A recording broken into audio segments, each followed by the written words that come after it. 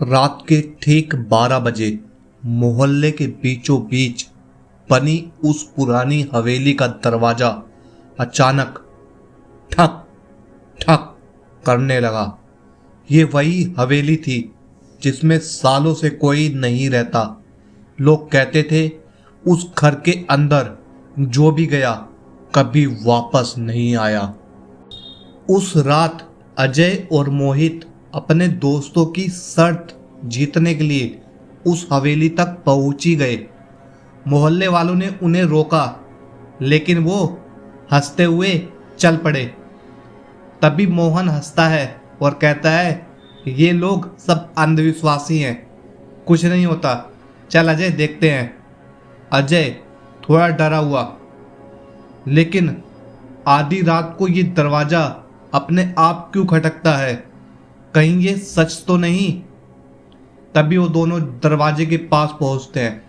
दरवाजे की चर्राहट, अचानक दरवाजा अपने आप धीरे धीरे खुल गया, जैसे किसी ने उन्हें अंदर बुलाया हो। दोनों हवेली के अंदर गए। दोनों ने टॉर्च जलाया और कदम रखा। हवेली का अंदरूनी हिस्सा अंधेरे से भरा था। दीवारों पर पुराने चित्र टंगे थे और एक कोने में रखा पियानो खुद ब खुद टन बज उठा। दोनों ने सुना, पियानो अपने आप बज रहा है, कोई तो यहाँ है। अजय, शायद हवा होगी, चल आगे बढ़ते हैं। अचानक बच्चों की हल्की आवाज, हा हा हा हा हा हा। अजय और मोहित के कदम रुक गए। अंधेरे में एक पुरानी डायरी जमीन पर गिरी हुई थी। अजय ने उठाकर पढ़ना शुरू किया। अजय धीमे स्वर में, जो भी इस हवेली का सच जानता है वो हमेशा के लिए इसमें कैद हो जाता है। दोनों की सांसें रुक गई। क्या ये डायरी चेतावनी थी या किसी का आखिरी संदेश? डायरी ने हवेली के अतीत का दरवाजा खोल दिया। 50 साल पहले इस हवेली में एक अमीर जमींदार अपने परिवार के साथ रहता था, लेकिन उसका शौक था काला जादू। कहा जाता है आधी रात को हवेली का दरवाजा खटखटाने वाला कोई इंसान नहीं बल्कि जमींदार की आत्मा होती थी।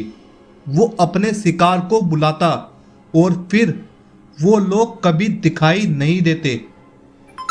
एक रात पूरा परिवार रहस्यमयी तरीके से गायब हो गया।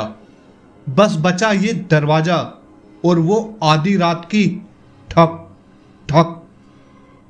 अजय और मोहित ने बाहर निकलने की कोशिश की, लेकिन दरवाजा जोर से बंद हो चुका था। अजय ने टॉर्च घुमाई और देखा मोहित गायब था। अजय घबराकर चिल्लाता है, मोहित मोहित कहाँ हो?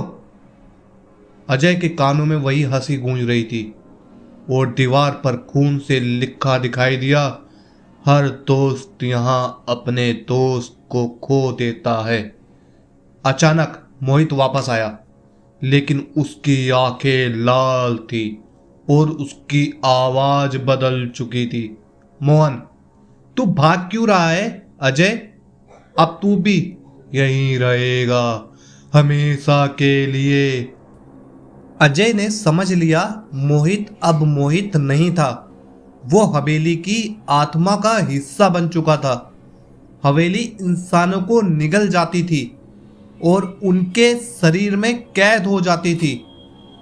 सुबह जब लोग हवेली के पास पहुंचे, दरवाजा आधा खुला हुआ था।